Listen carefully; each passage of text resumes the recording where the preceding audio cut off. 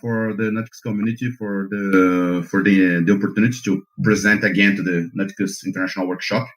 I will run on a short talk regarding how to offloading processing using the Sony Spresense and its AMP framework and the NuttX.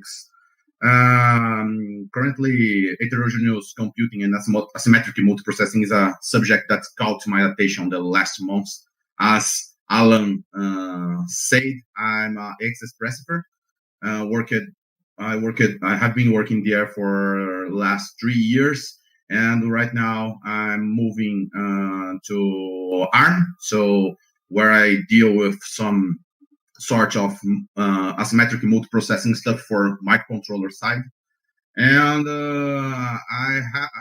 I built some years ago on a Hackster context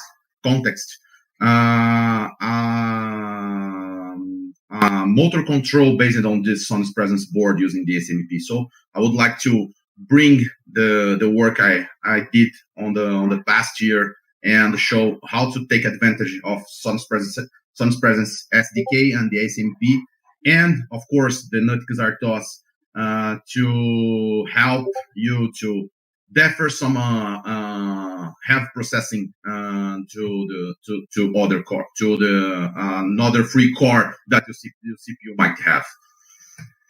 Before we can get started and show some sort of coding, why we need to do some sort of offload processing? Typical case that come in my mind is to defer some sort of have math processing you have on your software pipeline or your software control systems pipeline.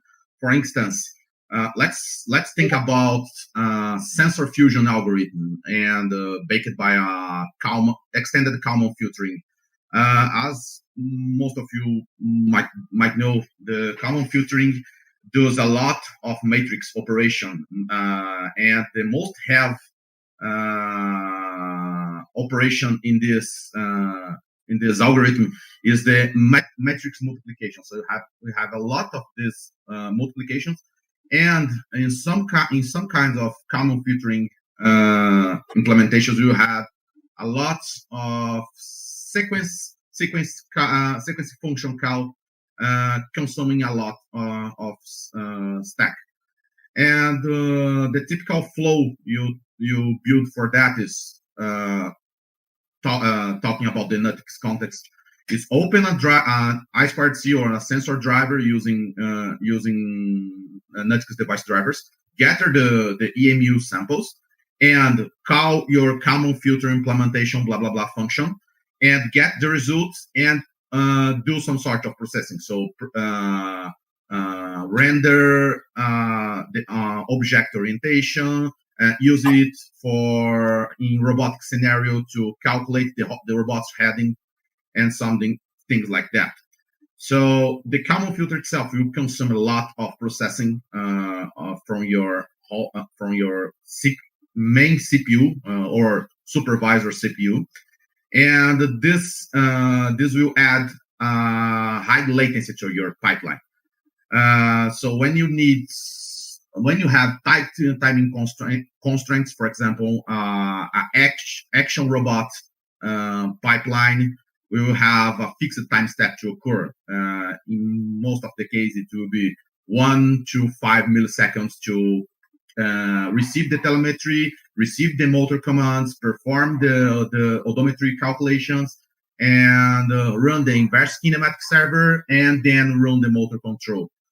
So if we start to think, the only hardware-dependent part here is to gather the sensors and update the actuators. So all other calculations are platform independent. So you can do it on, for example, on a Raspberry computer. So you connect the motor controller to the Raspberry computer using the serial port. They have processing on the Raspberry, and receive the commands and update the motors. And if my microcontroller or my local processing unit enable for me some extra CPUs in order to avoid this the computing stack. So the idea is to defer all this heavy processing to these local cores and use all the bandwidth of this other local cores to do the multiprocessing while your main application runs and do other stuff like communications, like timely running your processing pipeline. The common filter is one typical case, but there are other domains that the offload could be very desirable. For example, in the safety critical applications, we have typical black box software where you must guarantee the states and the comments and all other information of that piece of software should not fall into an invalid state. So when you will pick that certified piece of software to your main application, you have two works to do: certify the piece of software itself and certify your main application in order to avoid that will push some invalid states for the critical application software. The offload in this case could be very beneficial because you can just extract the critical part of your software, move to another core you have free there, and do all the platform independent coding in a bare metal mechanism without any other piece of software with my difficult the certification, and leave your application to do the business rule. It will be will be developed for. Typical scenarios of this kind of offload processing is when we are talking about our trusted firmware. For example, we have the two applications: non-secure application, which carries the operating systems and device drivers, and we have a secure application which runs with all the privileges of of that course and is responsible to do a very specific task. For example, a neural network would run in a secure domain with limited privilege of access in order to prevent hyperparameters modifications by malicious software. So I just would like some scenarios to perform offload processing. And talking about NuttX, what it currently offer for helping you to do some sort of offloading processing. Of course, the first thing you need to know when doing some sort of offloading processing on NuttX is your microcontroller has another free CPU to do that. So we are talking here about multi-core microcontrollers. Of course, nothing of what I would present today will apply to a single core microcontroller, but it could be applied to multi-core microcontroller like ESP32 or ESP32 S3 with both of them have two extensive CPUs, and this Sony Spresense have 6 ARM Cortex M4F CPUs. NuttX currently offers the symmetric multiprocessing aka SMP. So we have a single NuttX image, and all the threads running on NuttX will be distributed across the two physical CPUs. How could you take advantage of SMP here? So one of the typical scenarios is to pin one of the CPUs or set the affinity of one CPU to the non-secure code and left the one CPU to run only that part of code. And one thread which typically could be your critical part of software you might want to offload. You typically pin to the other CPUs. What's the one of the problems with that? It's you always need to link your applications, your critical and your non-critical applications in the same image. So you might not have the ability to develop them independently. So you cannot validate it independently or add features independently because you need to link everything in the single image, and the critical application will depend on the host application. The other alternative, which is very new for me on the NuttX side, is the OpenMP support.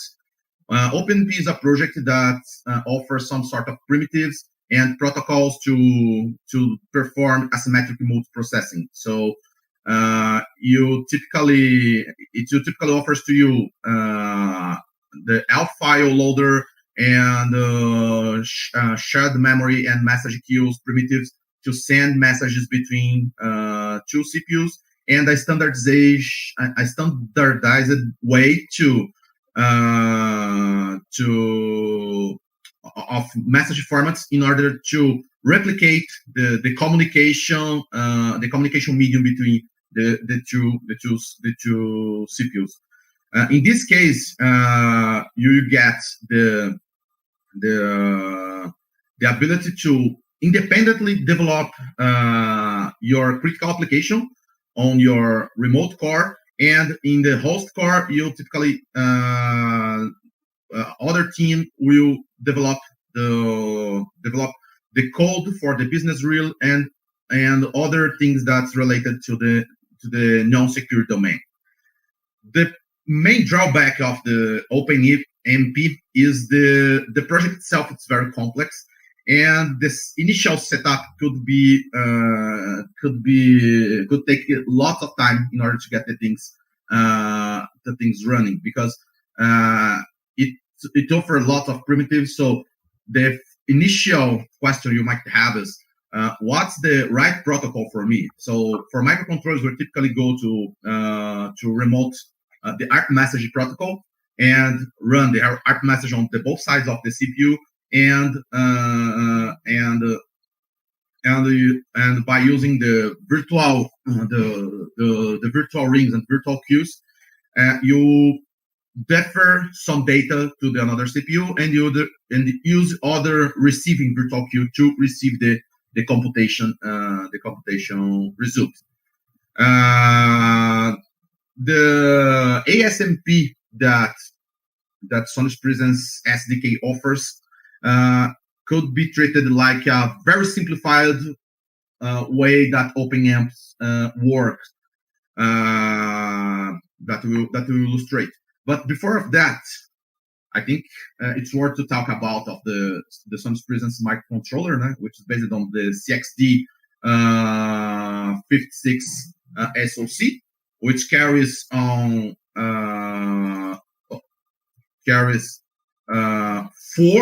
six ARM Cortex M4 cores, each of one running at above 100 megahertz. So this, for a microcontroller, it's a lot of processing power.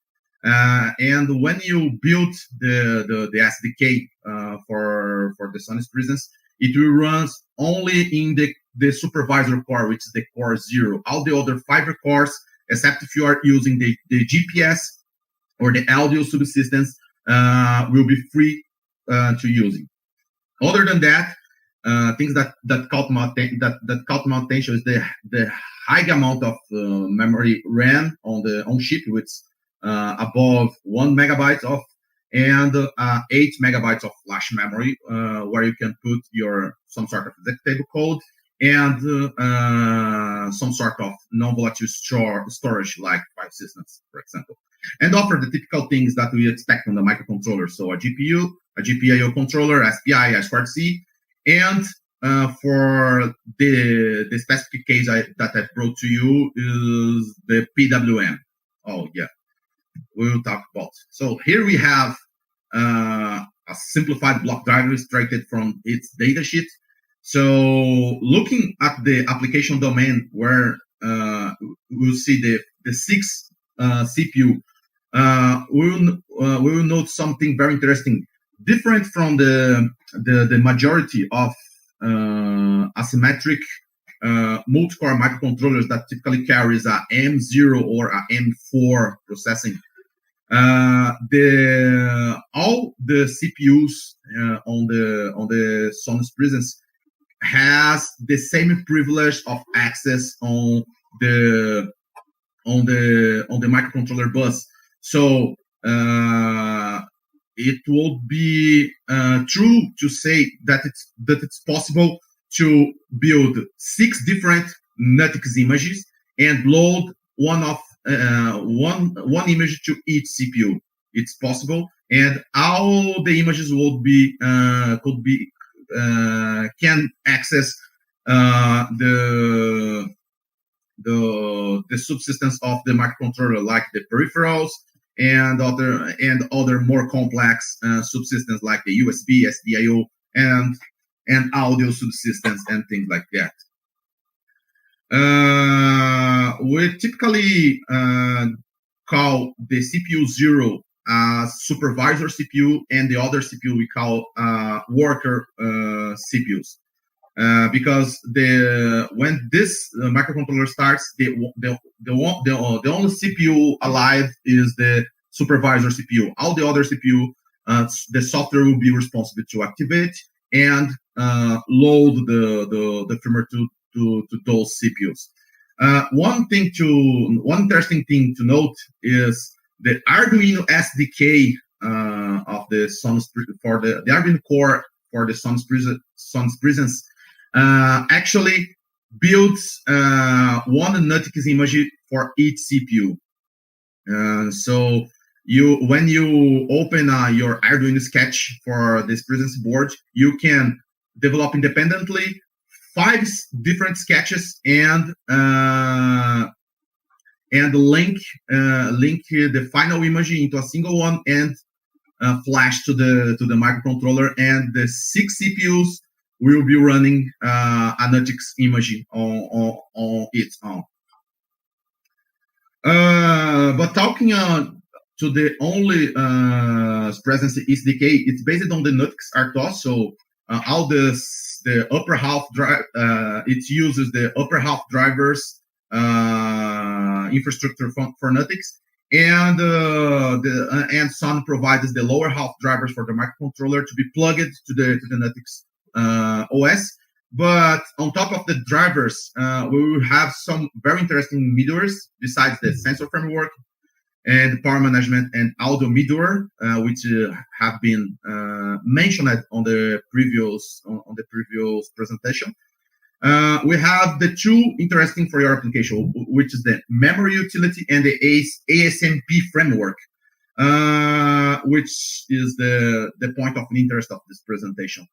The ASMP framework plus is responsible to perform the loading of the worker core or the offload core image to its memory, initialize it, and provide to the supervisor core some primitives to communicate with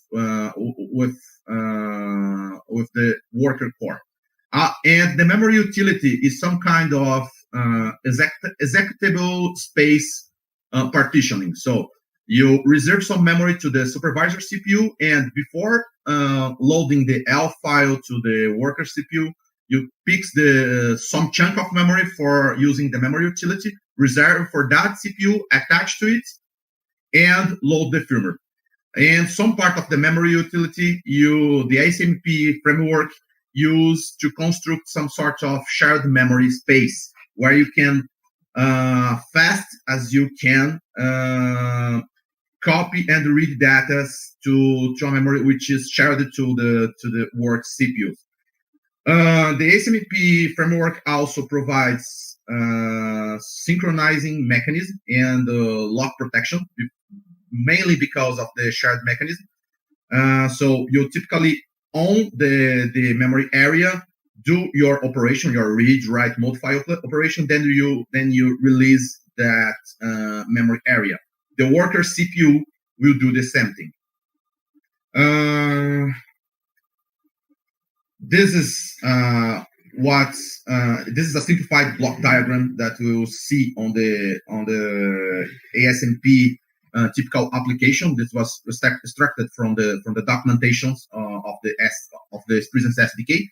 So we have the main CPU and the kernel running NuttX, and we have in the middle the ASMP framework and the coprocessor, which is the worker core, typically running a bare metal application. And the ASMP framework is responsible to load the image and manage the state of that processing. The communication between the CPUs could be in a very POSIX way, because the ASMP framework offers offers the communication primitives very similar to the POSIX API calls. So when you need something more, when we want to transfer just a nut of bytes to the worker CPU, you can use the ASMP message queue, and all the synchronization will be done by this mechanism. And the last two is when you need to share high amount of data, for example, a chunk of message of 1 or 2 kilobytes, or let's say you would like to share the matrices of a Kalman filter between the two CPUs, where the worker CPU just update the inputs of that matrix and grab the output state of that matrix, and the worker CPU just make a copy of the inner states of the Kalman filter matrix that's represented on this shared memory area. So you might use the shared memory to perform the read or write, but before do any kind of operation to avoid corruption, you protect using mutex subsystem provided by the ASMP. So when the supervisor, as I said previously, the supervisor CPU takes them, owns the mutex, and when it gets the mutex, do the operation of the shared memory, then release the mutex.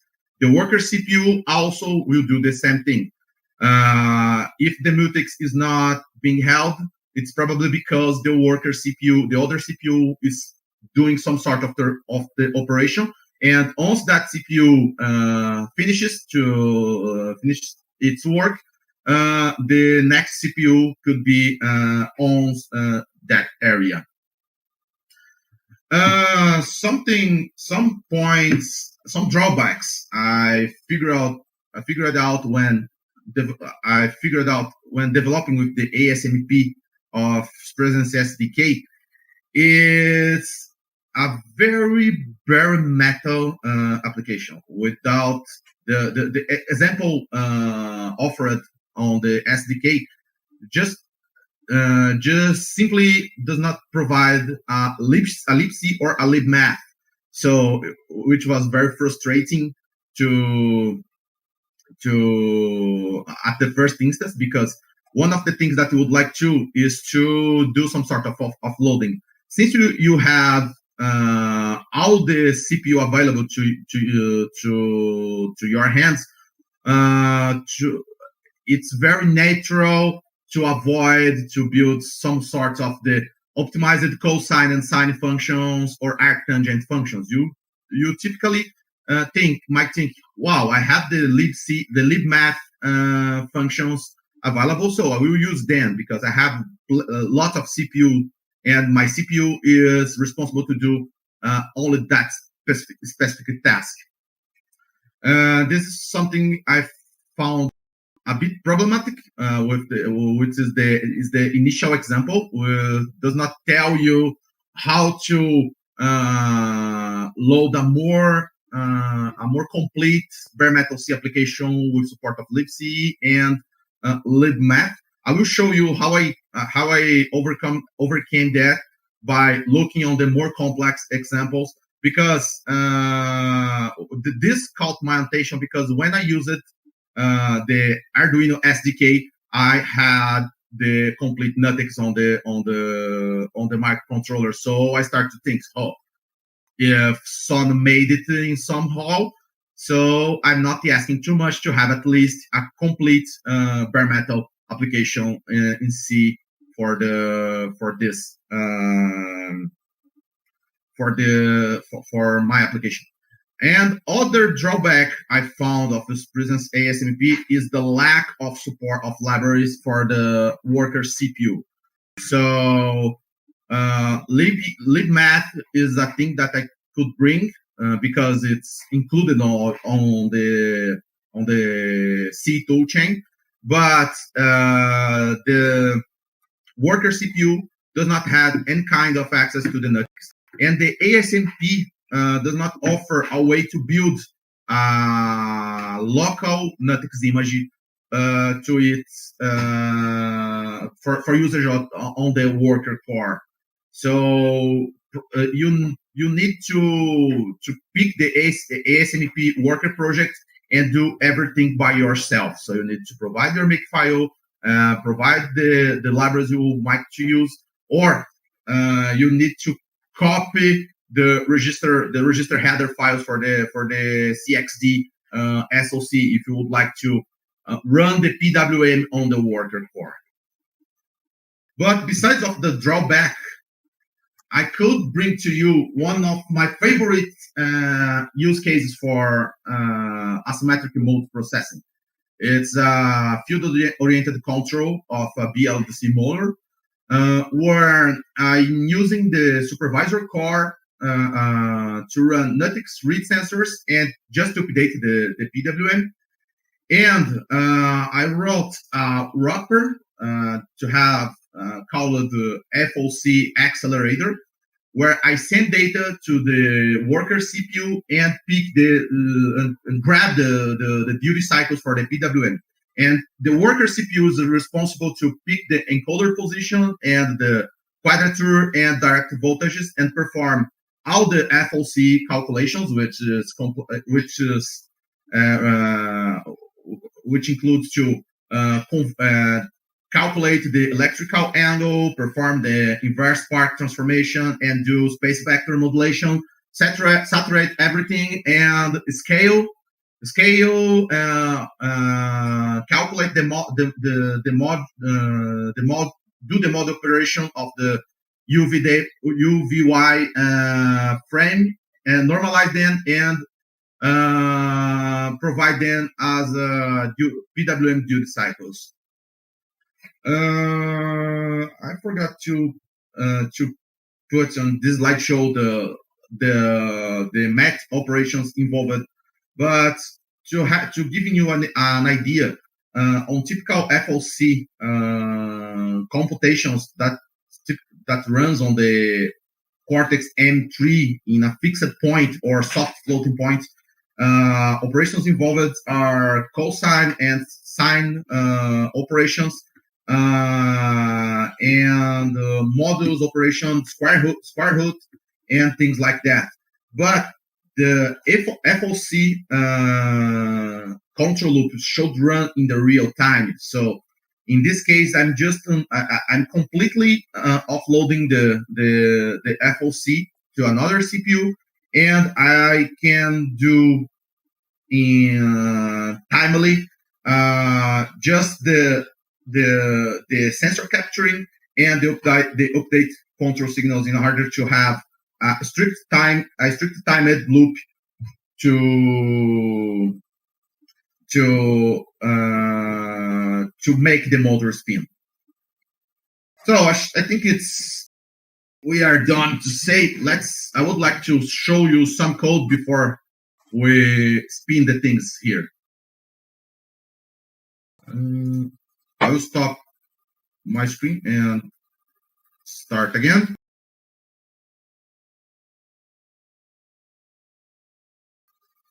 So, folks, do you see my VS Code here? Yeah, go ahead. Yeah, the font size is okay to you? Yeah, it's fine to me. Let's see in the internet. Yeah, it's okay. It's good. It's good. Okay. So what I did an out of tree project. I need to update this. And here we have this Spresense SDK. When you install it, you see something like that, composed by externals, the examples, firmware, and NuttX, and the SDK here.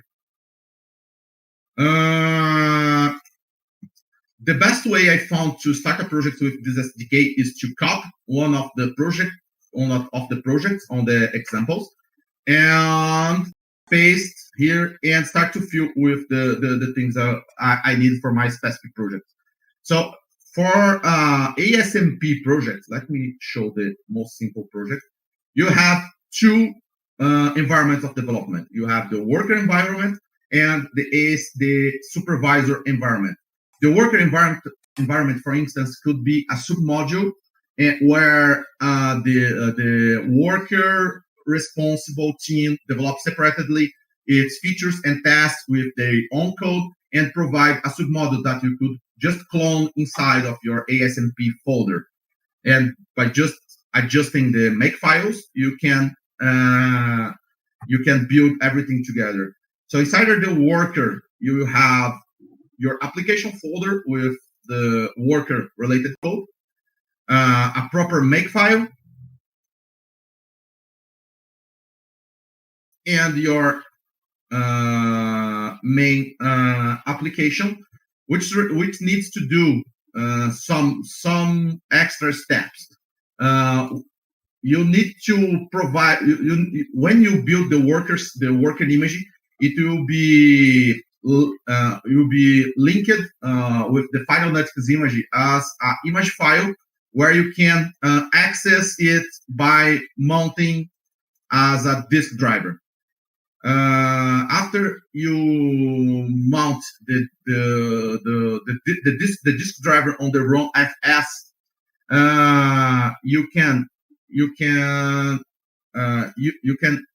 load the firmware by passing its full path. And what's that full path? The full path is the output application you generate. And here, when you go in the worker name, for example, here it's a hello application. So when loading your device, you pass the name of the executable and just let do the ASMP to do its work. This is the example provided by the SDK, and now I will show you how it will do for some sort of more real application. Here I have the Spresense FOC firmware, and here I have the main application, and I provided some wrappers, and here where I can get the encoder and update the PWM. This one is very simple, very straightforward, not different for any NuttX developer. Just open the drivers for the I2C, for the PWMs. Since it's a BLDC modular, I need of 3 PWMs with shared time base. Just open it using the default paths. And for the encoder, I have I2C encoder, so I just use the standard way of NuttX to hear the encoder by using the message concept and the IO CTL.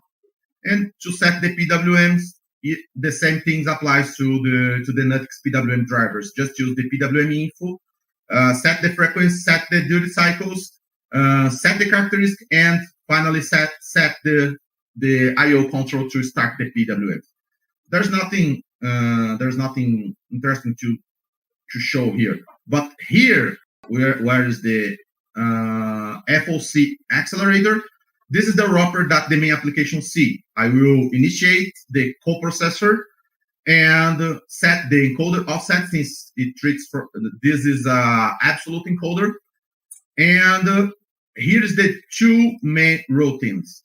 that I typically order a new duty cycle for the accelerator. So what I need to input: the encoder, the current encoder position, the directive voltage, and the quadrature voltage. These two DC voltages are the voltages used to command FOC, the FOC engine, and it's proportional to the speed desired for the motor.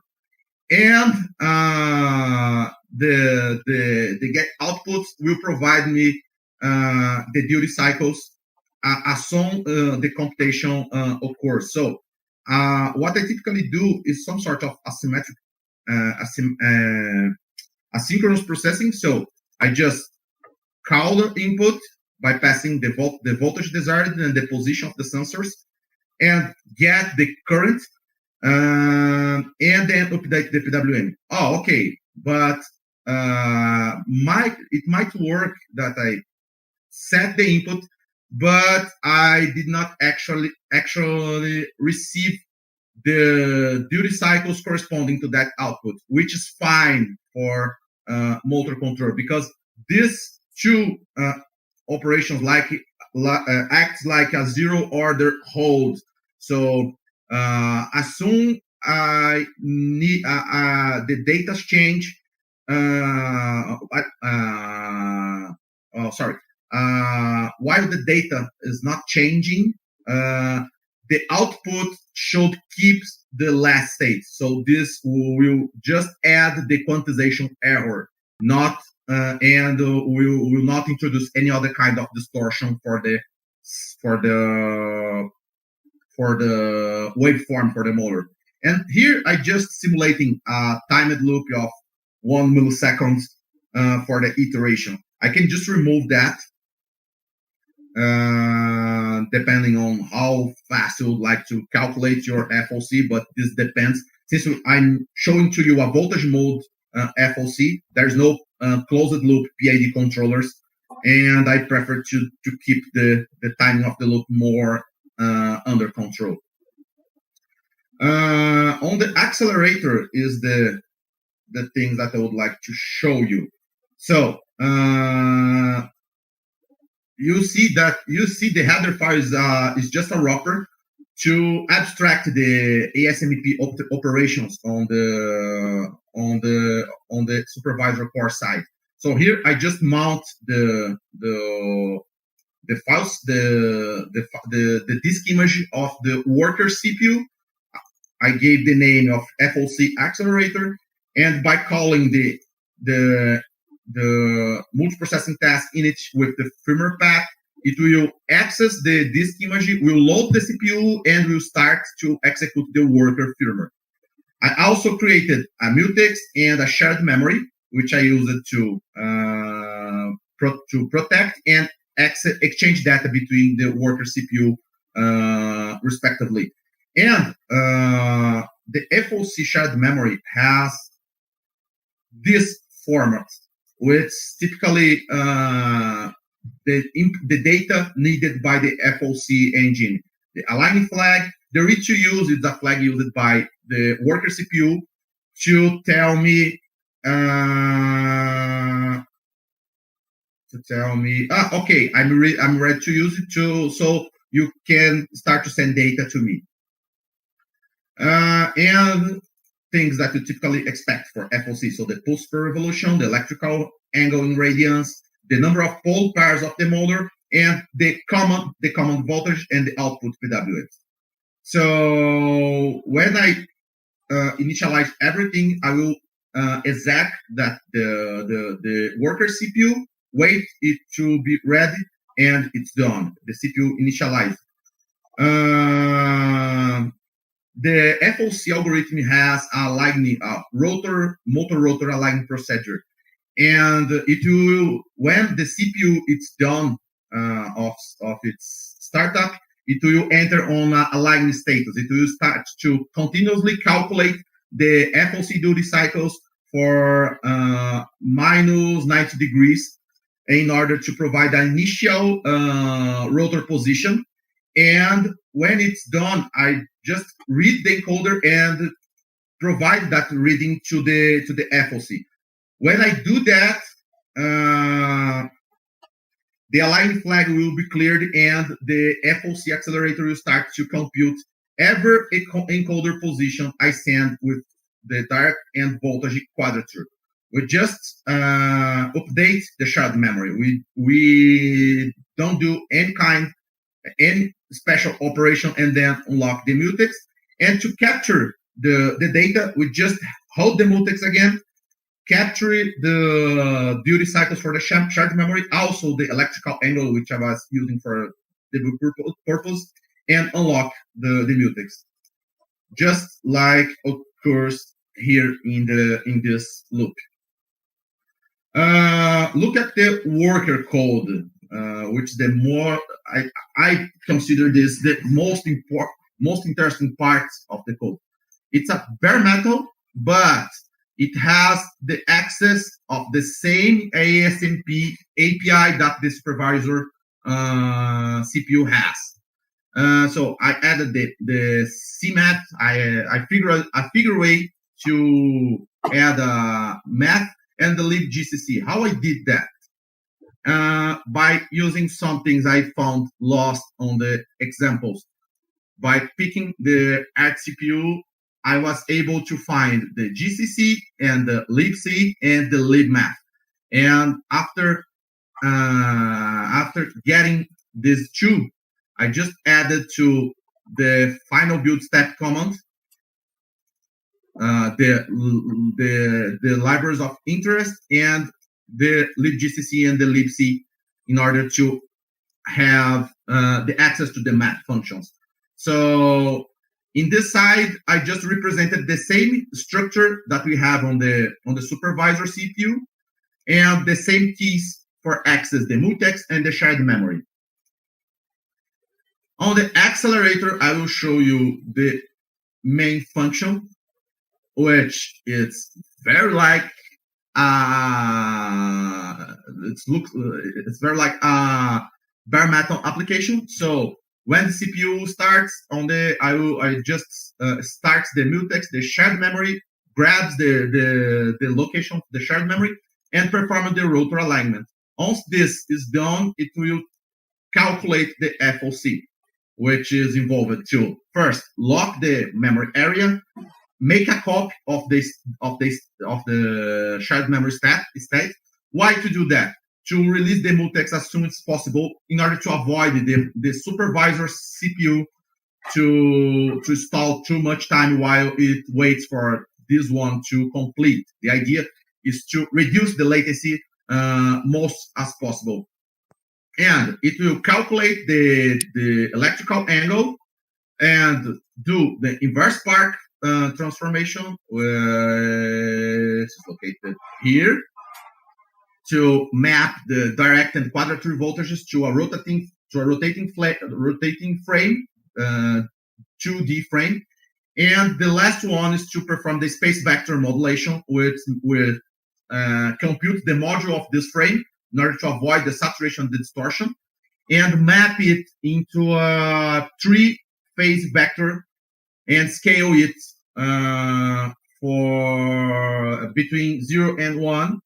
And after that, the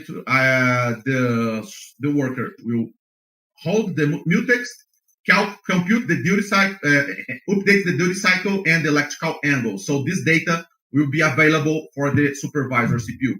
And this will be done continuously. So there's no any other latency. This loop will be running every time. So the calculations will do as fast as possible. But while the calculation is not done, the shared memory will keep its last state to avoid distortion. So the worker, the supervisor, or other worker CPU could grab safely the output data from there and update the system to be controller. In this case, is the molar. So let's see this thing. Could you see my webcam here? Just the VS Code, right? Yes. No camera yet. Yeah. So And okay, of course, when I configured, when I put this project inside of the examples, I just made a procedure of renaming the variables of the interest and added the source files that I needed to build. Added entry on the menu config in order to enable or disable this application, because it will take the same way that NuttX sees its application. On the NuttX apps, you typically drop your application folder there and create a menu config entry for that. And on the menu config, you can enable or disable that application. And you see that you can see the application on the NuttX shell and execute it from there. Just to show you, if I run tools,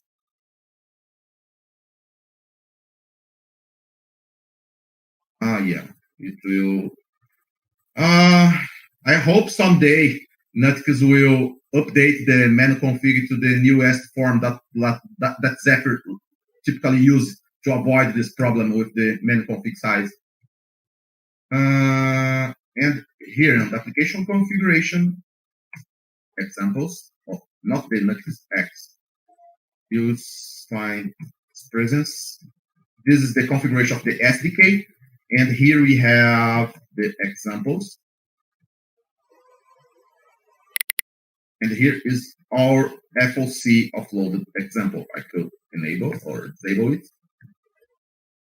In the same way, I can enable or disable the ASMP or other things properly. One thing that I noted, it's not enabled by default in the Spresense is that it's PWM regardless the configurations. So to enable that, I had to do the NuttX typical path, which is going to the system type, find the SOC options, and go through the peripheral support and search for the PWM device. So it was enabled, but the outputs were not. So I just added it and mapped it to the shield, to the FOC power shield I have here.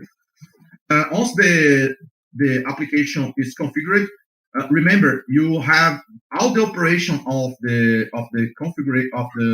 SDK will be done inside of the SDK folder, which is on the top left directory, DS1. Once the application is configured, you just build as you usually do for NuttX.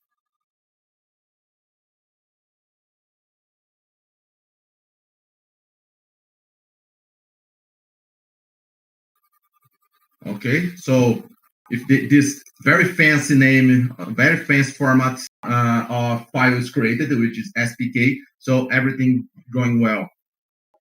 So I will flash my board using.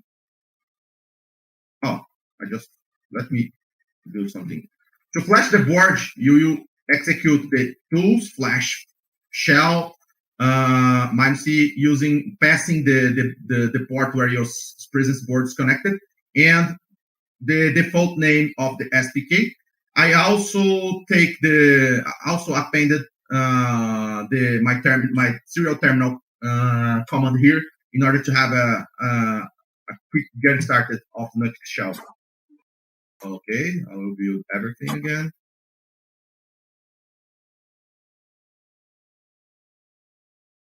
That remembers the SP2 from SP32 when it used the 100 kilobytes flashing baud rate speed. I hope this could be updated on Sony Spresense as well for a more higher bandwidth. Okay, so the terminal is ready. So are you seeing my nutshell here? Yes, okay. So here we have the built-in apps. We have the Spresense FOC. Load the autocomplete. So the parameters I made here is to pass the polypars of the motors. The motor I have here has 7 polypars. My encoder has a resolution, has a count per revolutions of 4K, and I will use a very small voltage in order to have a very slow motion on my webcam. So before I go to the webcam, I just put some. This is the alignment command, which is the electrical 0-degree rotor position found by the FOC engine. And here we can see some logs of what's happening on the accelerator. It uses the flag sent by the accelerator CPU for that. This is the calculated offset of encoder. Oh wow, it was aligned. I will stop sharing it again, and I will show you my webcam. Where is my webcam?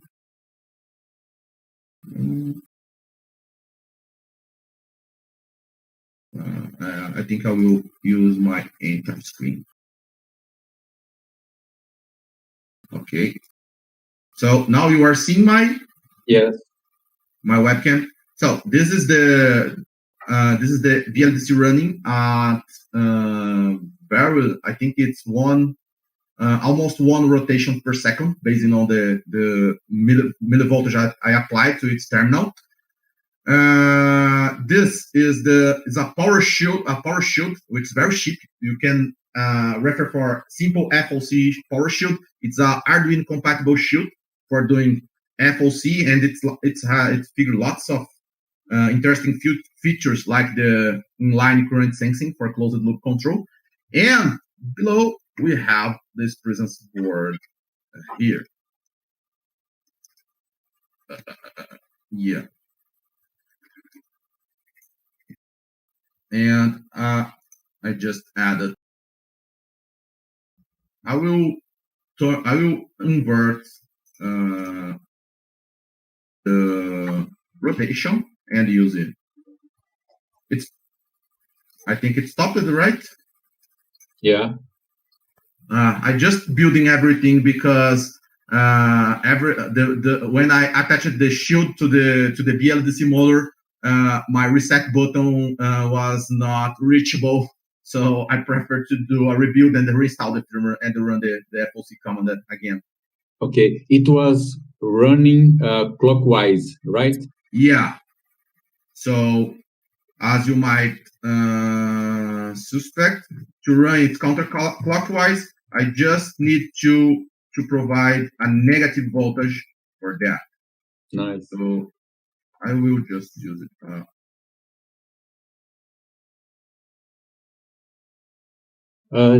Just a comment. You can here's it. You can enable the Control C in the menu config, so you don't need to. Even for infinite loop applications, or you need to configure a SIG handler on the application. I did this before, but I needed to code a signal handler for that. Yeah, you need to. Got it. To handle it. Got it. I will add that because I missed the Control C. And here's it. We have on the counterclockwise. And what could be the next steps here? Other things that could be done is the closed loop speed controller. So for calculating the speed, there are lots of PLL-based soft observers that's very superior, has superior performance when you just calculate the derivative of the encoder readings. Also, the same could be applied for the position closed loop. You can just use other CPUs to offload this control task for there, and just use the main application to glue the processing of pipeline. Let me get back to my presentation.